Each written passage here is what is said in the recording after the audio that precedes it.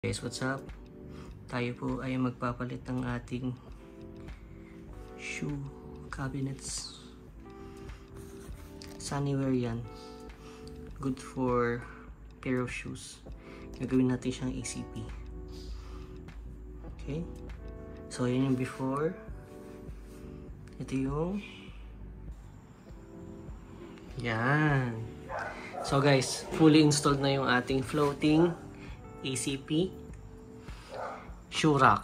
Alright, so meron siyang 4 doors dito. Separate yan, 4. Ganun din yung kabilang dulo. Ayan. Soft close. Tapos, ito siya. Open lang. Open lang. So, yung TV natin, yung wire niya gumagapang. Andun yung kanyang saksakan dun. Pinabutasan natin. Okay?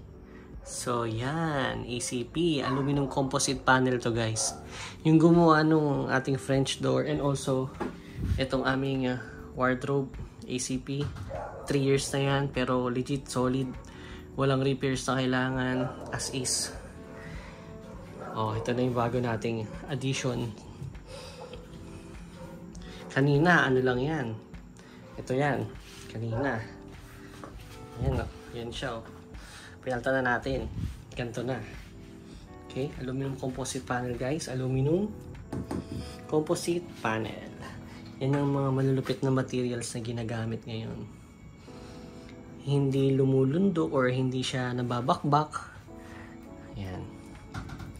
Tapos since color white to, kung meron man tayo makita mga imperfections, like for example ito, itong cut na to ng aluminum, yan. Diba kulay silver, napapansin nyo? Gagamitan lang natin siya ng ating white pen. Okay?